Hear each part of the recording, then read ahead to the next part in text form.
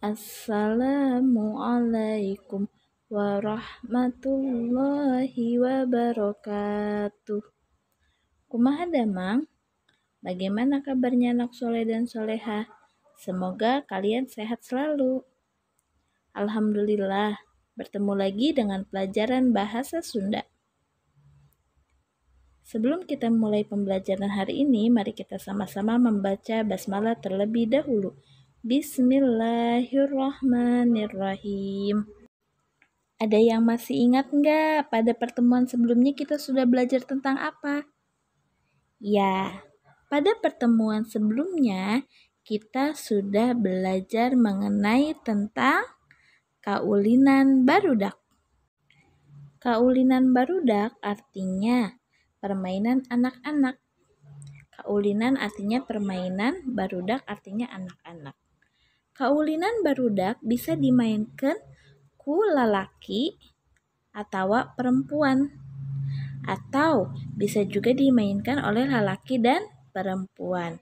Contohnya kaulinan barudak ada congkak, gatrik, sapintrong, dan yang lain-lain.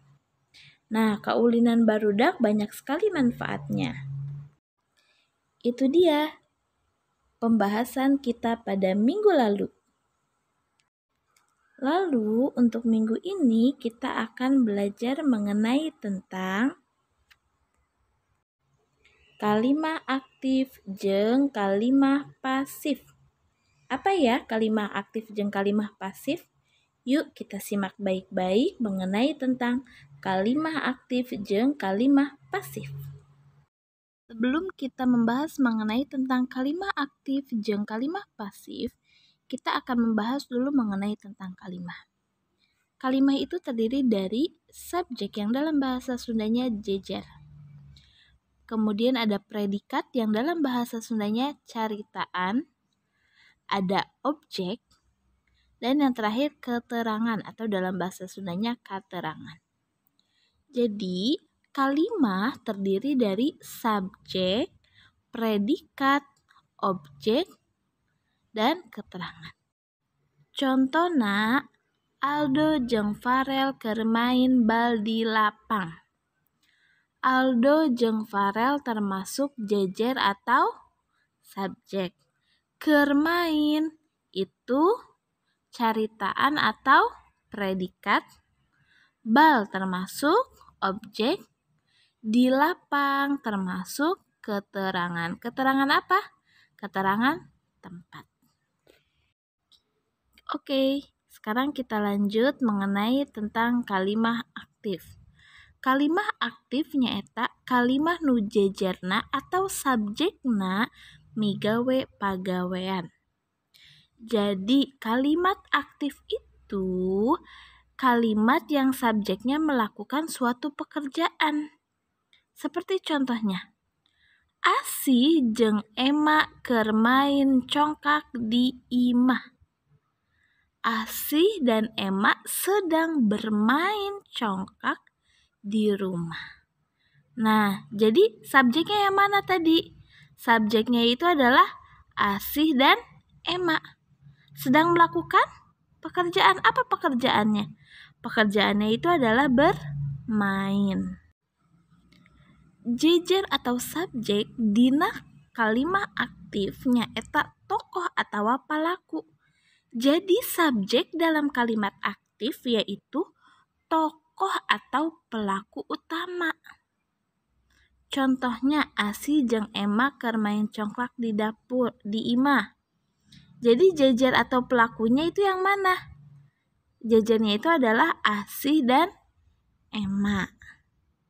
Sampai sini paham? Oke, kalau paham kita lanjut ke kalimah pasif. Kalimah pasif nyaeta kalimah nu jejerna henteu migawe pagawean.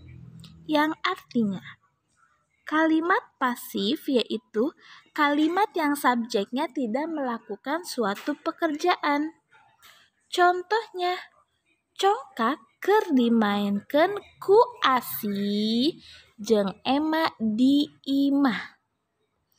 Congklak sedang dimainkan oleh Asi dan Emma di rumah. Coba kalian lihat dari contohnya. Apakah subjeknya melakukan suatu pekerjaan? Subjeknya yang mana? Congklak. Congklaknya melakukan suatu pekerjaan tidak? Tidak. Jadi, jejer atau subjek dina kalimah pasif nyaeta ngaran barang atau benda. Yang artinya subjek dalam kalimat pasif yaitu nama barang atau benda. Contohnya, congkak keur dimainkeun ku Asi jeung Emma di imah. Jadi jejernya yang mana? Ya, jadi jejer pada contoh kalimat di atas yaitu congkak. Nah, jadi subjeknya itu ngaran barang atau benda, nama barang atau benda. Sekarang kita lihat contoh lainnya dari kalimat aktif jeung kalimat pasif. Kalimat aktif. Contohnya nomor 1, Rani keur nyieun bolu di dapur. Rani sedang membuat kue bolu di dapur. Kalimat pasifnya, kue bolu keur dijieun ku Rani di dapur. Kalian lihat yang Bu Vika garisin? Nah, yang Ibu garisi itu adalah termasuk apa? Predikat atau caritaan. Nah, kuncinya itu ada di predikatnya. Kalau kalimat aktif, predikatnya apa? Nyieun. Kalau pasif, predikatnya jadi dijieun. Nomor 2 sama. Predikatnya yang mana? Main. Berubah jadi dimainkan. Nomor 3, dahar. Berubah jadi didahar. 4, nginum. Jadi diinum. Jadi kata kuncinya itu ada di mana? Di predikatnya. Nomor 2, barudak lalaki keur main gatrik. Jadi apa? Gatrik keur dimainkeun ku budak lalaki. 3, Nina keur dahar sangu. Berubah jadi apa? Sangu keur didahar ku Nina. Nomor 4, Amel keur nginum susu. Kalimat pasifnya, susu keur diinum ku Amel. Bagaimana? Sampai sini sudah paham? Oke. Kacindekan atau kesimpulan.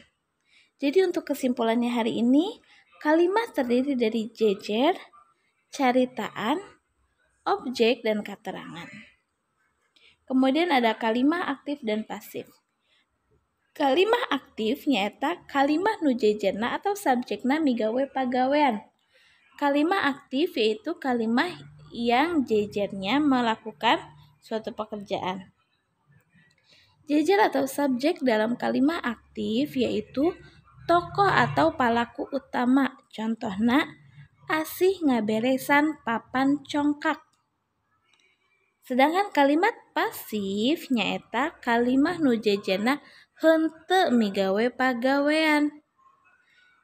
Yang artinya kalimat pasif yaitu kalimat yang jejerna atau subjeknya tidak melakukan suatu pekerjaan. Subjek dalam kalimat pasif yaitu nama barang atau benda. Contohnya, papan congkak diberesan ku Asih. Nah, subjeknya yang mana nih dalam kalimat pasif? Papan congkak.